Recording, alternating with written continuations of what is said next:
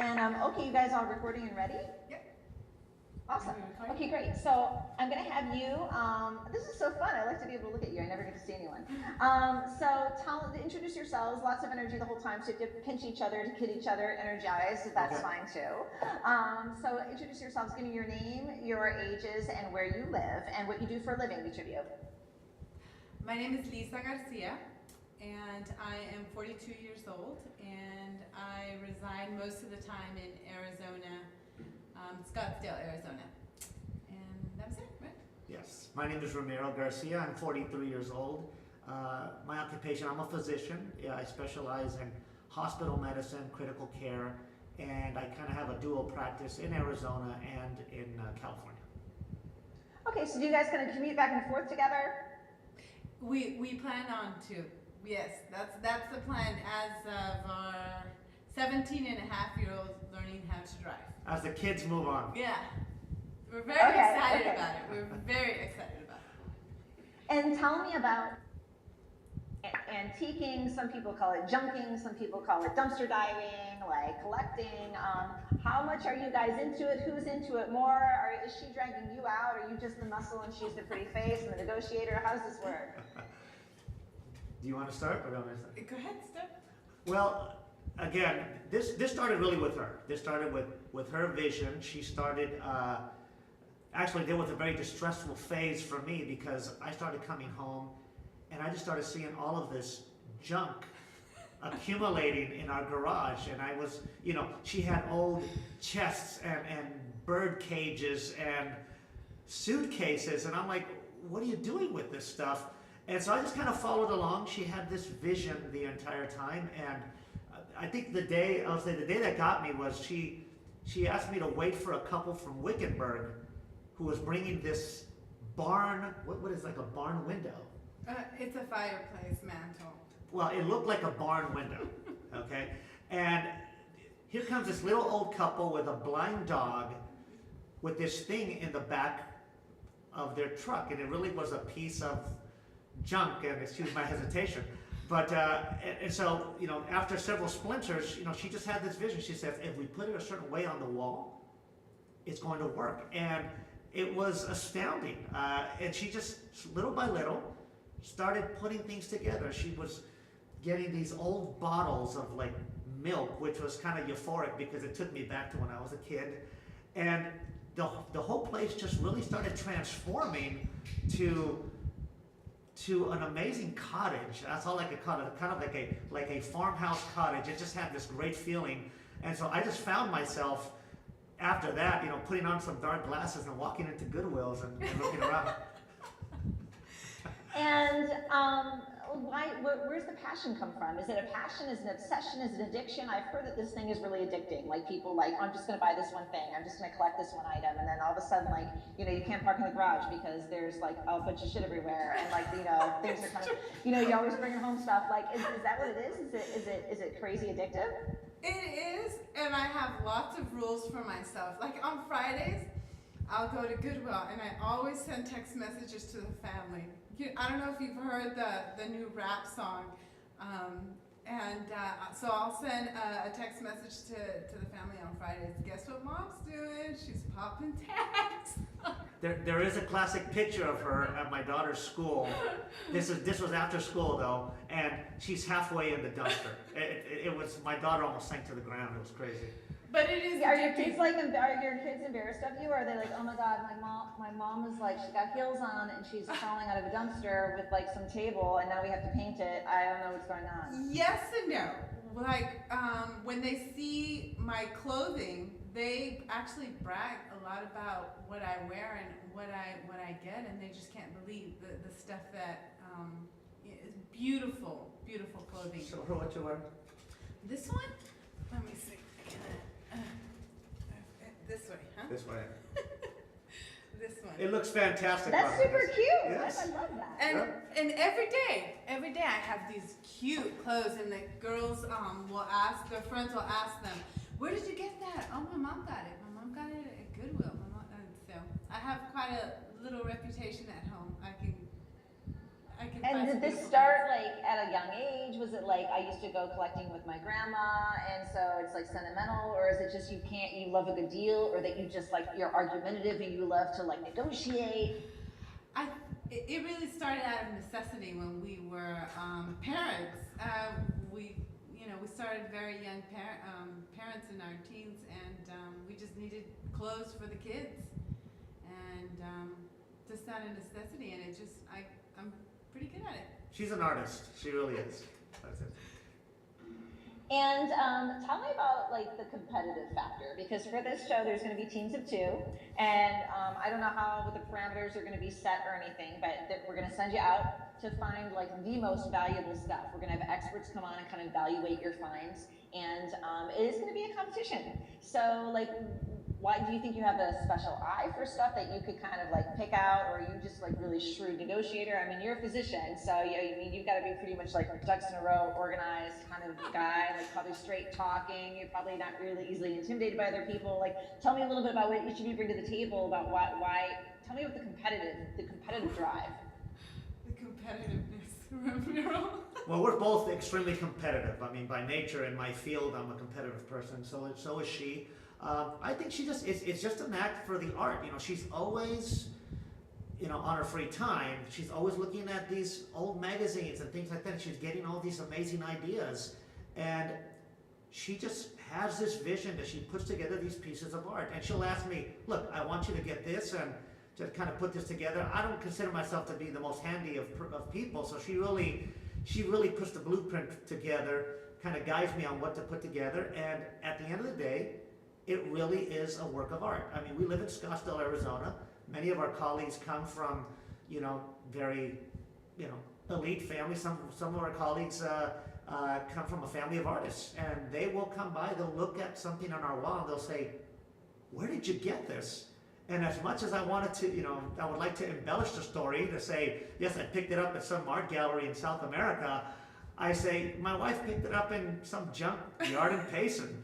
And my mom cringes every time I tell her, or I'm around my friends, and I'm like, oh, we brag about, look how cheap I got it, as opposed to other people who brag about, look how expensive I got it for. It's quite interesting. In terms of competitive, we're both very competitive, very. Very. I mean, I talked to a guy yesterday that was a very nice guy, he's an artist, and he said, you know what, short of shanking an old lady, I'm going to get that item.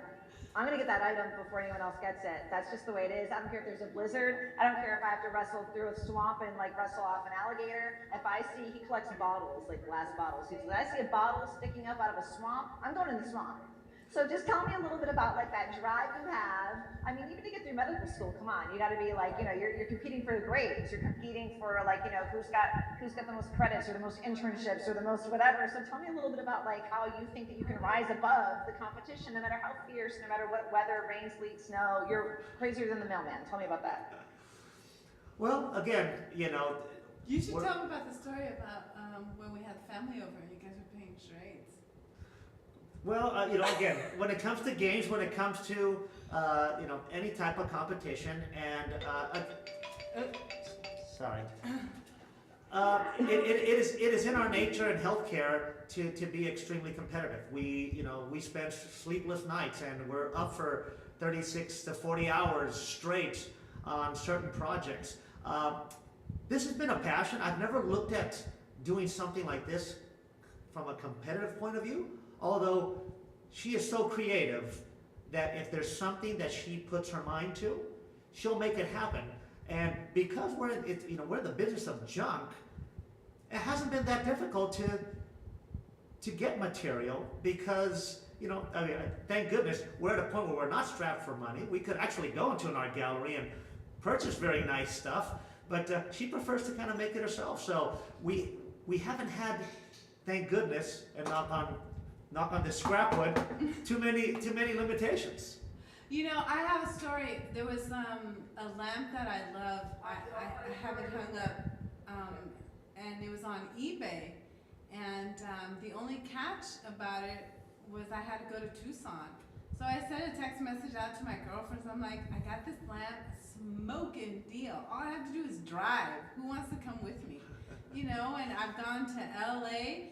No, it was San Diego. And then we found out in San Diego that it was the big, at the Super Bowl? Was it Rose Bowl that weekend? The Rose Bowl here in LA. Yeah, and so I convinced my girlfriends, I'm like, you know, we're like 2 hours away.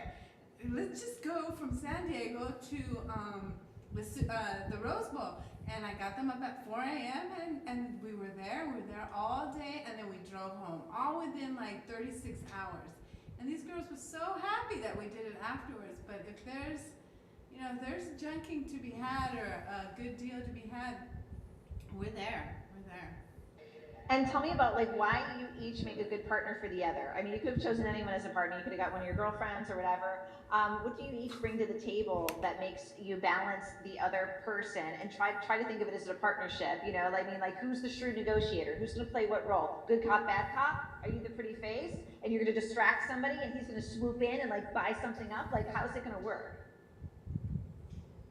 Well, you know, we've been in real estate, so we've done a lot of negotiating together, and we've always kind of bad guy, you know, Good cop, bad cop. Yeah, we're very good that way. Yeah. And again, don't let the pretty face fool you. She could be a pit bull. She could be a monster. You know. So I'm just, you know, I'm not a very big guy, but I'm just kind of the muscle on the side. You know, but she really does. You know, she's really the leader of this team, and at the end of the day, you know, I'll end up putting everything else together. But you know, again, we don't have any problems with negotiations. You know, I negotiate contracts every day, and you know, she's negotiated home deals in the past and junk deals. So he's Ramiro too, though. He does this every day, all day long, negotiating with patients, with families, with, you know, medicine, making calculated decisions all day long. So you know, he's being very humble. Yeah, I don't want any humble. No humble. Leave your modesty at the door. I want ego. I want ego. I want to know why you're better. What you have the edge on the other teams. I mean, like we've got some husband-wife teams. There might be sister teams, brother teams, friends teams. You know, young and old, all that good stuff. I mean, you guys have been. How long have you been married? Properly married about 20 years. Together, 25. Congratulations on that.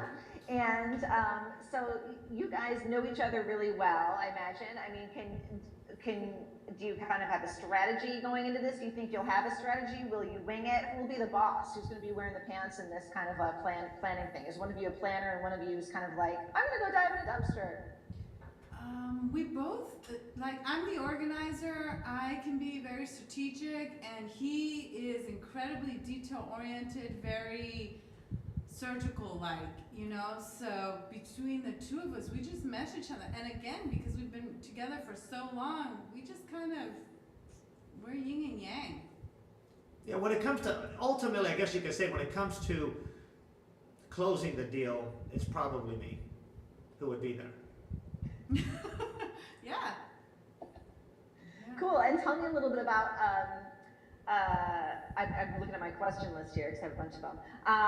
Tell me about, you obviously, you live together, you've known each other a while, so your spouses, so you already know kind of like what might get on each other's nerves, but you don't know what kind of, this is a different situation. You're gonna be in a competition, you're gonna have time limits, you're gonna be going against other couples, going for a particular prize, you never know how people are going to react in those kinds of situations. What do you think is most likely to get on each other's nerves about the other? Is it that she's chronically late and you're going to want to go at 5 a.m. and she's going to still be like, you know, in the bathroom getting ready? Is it that he's going to be too much of a compulsive list maker and you're going to be like, let's just go wing it over here? Kind of like what could get annoying about the other partner? I think you'll probably see death matches between us, especially during the times where she's not allowing me to have any sleep, because once she puts her mind to start a project, we're not gonna stop until we finish. And actually, I've been up for hours doing procedures, doing long hours, doing patient care. That's nothing compared to working with her. It's not done until it's done.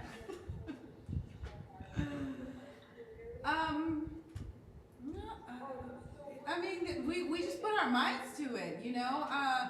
Romero grew up, and so did I, very poor. So, and we've been very successful. That doesn't happen by slacking off. I mean, we're very detail oriented, very focused, very visionary, and everybody else can just step away because we're focused. But it won't, again, it won't be loving and harmonious.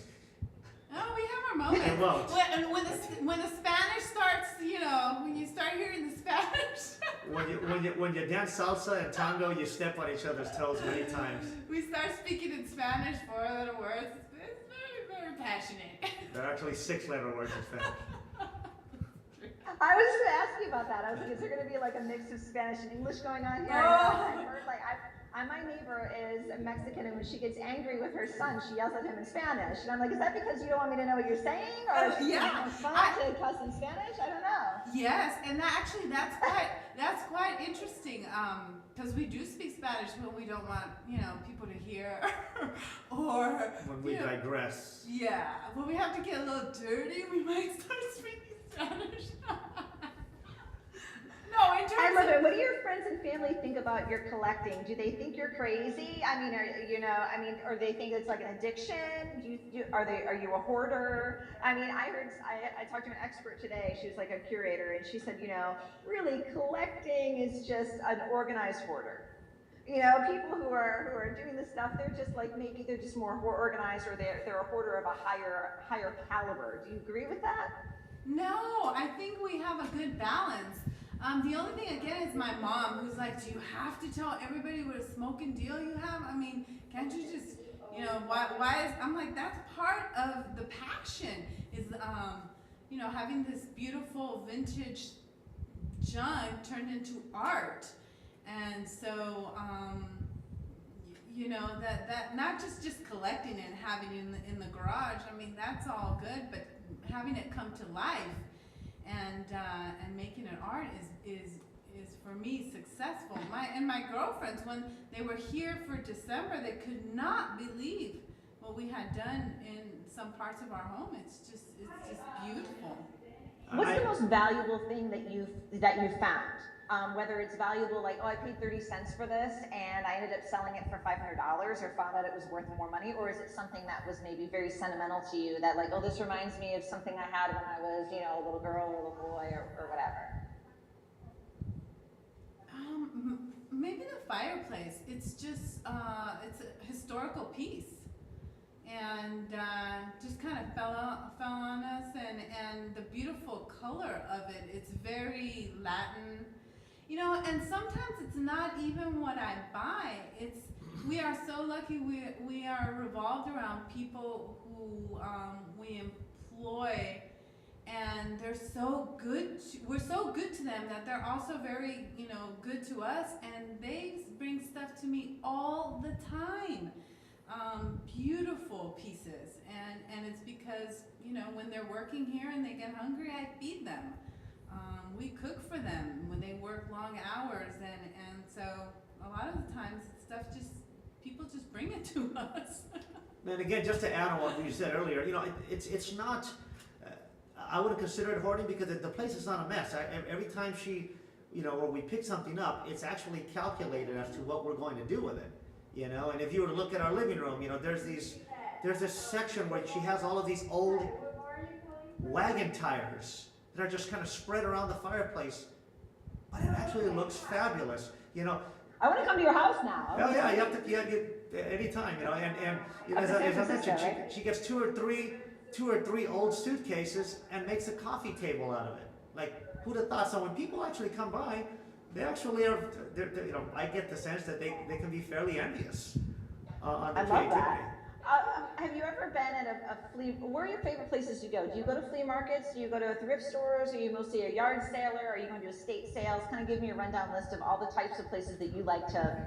All of it. I mean, there's garage sales and we pull over. You know, if there's vintage markets, it's on my calendar. We're going on vacation. I'm looking up to see what's local. You know, it's always just kind of in the to-do, in our life, so, yeah. Goodwill, always on Fridays. So, Google, see, I don't have the patience for Goodwill, but maybe I should check into that because I've heard a lot of people reiterating that it's a really good find. yeah, there's And some, I live in LA, we got tons of them. Yeah, so I should and probably be hitting those. there are secrets, you know, and when to go and which ones to hit when, and you know, there are there are some secrets. Between the two of you, who's the most sore loser? Is one of you a sore I hate loser? to lose. Him. I hate to Oh. I currently still mourn games that I've lost or things that I've lost over the past 10 years. So. He's not pretty. It's not. Is it like, how, Like- are you competitive over a board game? Are you competitive board over... game, basketball, it doesn't matter. It doesn't matter. The man is competitive. You know the parent who used to allow their children to beat them in checkers? That wasn't me. It's true. Not you. No. Competitive within the teen time No. all the way up. My kids, they're gonna beat me on their own merit, which they do now, you know, so. And it pisses me off. You know, they break bones and he's like, come on, God, you're not bleeding, you're fine. Just get up. I love that. I love that competitive nature, though. That's what we're looking for. We're looking for somebody who's like, yeah, you know what? My 5-year-old's never beat me at checkers. That's what we're looking for. She hasn't won yet. And how old are your kids? How many kids do you have, and how old are they? We have two beautiful daughters, almost 24 and almost 18. 24. Yeah. You guys look so young and attractive. You're like really young and attractive. How old are you guys? 42 and 43. And that's why we had to start at, you know, shopping at consignments because we were so young. We were in high school and college and broke students. So we needed. It hasn't changed. We got adapted. Yeah, the Oh no! I mean, the thrifty. the thrifting now. Yeah, no, we're doing well now. So you guys met in high school. You guys tell me a little bit, just a little like background. Like you guys met in high school and were you together through medical school? Were you like living in a 1-bedroom apartment, like over a restaurant? Kind of tell me about like the struggle and then the success. I was just out of high school, starting college, and she as well. And as I was in college, I used to support myself. I'm a musician. I play Latin music, and I'm a singer. And I was asked to play at a birthday party, and that birthday party was her mother's. So that's how we met. So I was the musician at her mother's birthday party, and we got together, and she broke up with me after a week, and then. I kept calling her, and eventually sang to her at her window several times, and eventually convinced her to go out with me. And again, we were together for quite some time, and yeah, it was tough. We actually lived eventually in student housing. We lived in a 2-bedroom apartment, but the walls were so thin you could hear the person cough 2 cubicles down. Which was pretty interesting, and we had a table that was this narrow, and a refrigerator that was even thinner, and it was tough, but we got by, and we had we always had our education ahead of us, and we always knew that things would get better eventually. So. Awesome! I love that story. That's a great story. It rags to riches story in a way. That's wonderful. And tell me again, just to wrap up, I'm going to ask you, again, put all modesty aside, pump up the ego, and I want to hear why you guys are the best team. Janine, we are the best team. We have to be on this show because people are going to love to watch us. America's going to think we're hilarious. They're going to fall in love with us. They're going to root for us, and we're going to go faster and harder, and nothing's going to stop us, and we're competitive, and we're going to win. Kind of just in your own words, really sell me on why you guys that I'm looking at are the best, other than the fact that you're extremely attractive. Go ahead, babe. Well, I think. I really would like to see if there's a way we can show you what we do. No, not I think. I know because I'm awesome and I'm a badass physician and I can find shit and my life is crazy and artistic and I would really pump up the energy and sell me on this. Well, I want to say yes on all those accounts. Go ahead. He is one badass. He is, all day long, every day, and everything he does. And he just compliments me on when I'm vintage shopping or whatever. You know, he's just, it doesn't matter what we do in our lives. We are amazing together, my husband and I. We're everybody is just loves to see us, whether it's shopping, dancing, throwing a party, and he is. You could throw a damn good party. And he's badass. He's just being too humble today. A humble doctor. I don't understand this. It's true. They're out there, and I have the only one.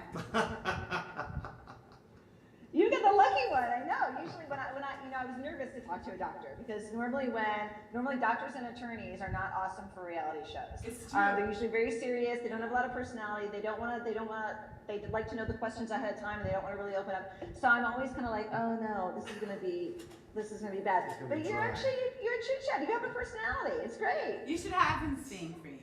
Oh, no. What? You should have him sing for you. Okay, sing. I want you to sing a song about antiquing or about reality shows. I want you to sing in English. I want you to sing in Spanish. Envelop me with your voice. Oh my goodness. Oh, he's gonna listen to me argument with you guys after we get on the phone. I love it. How could you do this? Come on. Cerca del mar yo me enamoré y como la luna, la brisa y la espuma también te besé. That's a sample. Oh my God, that's wonderful. I have no idea what you said, but it sounded so good. It was about a lot of vintage junk and Yeah, and broken glass and trauma, etc. I love it. So maybe that could be part of your strategy. Like all of a sudden you're the guy in the store that starts just randomly impromptu singing, and then she can swoop in. That's right. That's it. All the time. That's right. She can get something that sounds awesome. Okay, for you guys, one more time, just like we did at the beginning, you guys are awesome. I want you to just introduce yourselves as a couple. Tell me your names, that you're married, how long you've been married, and where you live. My name is Ramiro Garcia. This is Lisa Garcia, and we live in Scottsdale, Arizona, and we're fabulous. And we're fabulous. I love that. Great, you guys. You can stop recording as far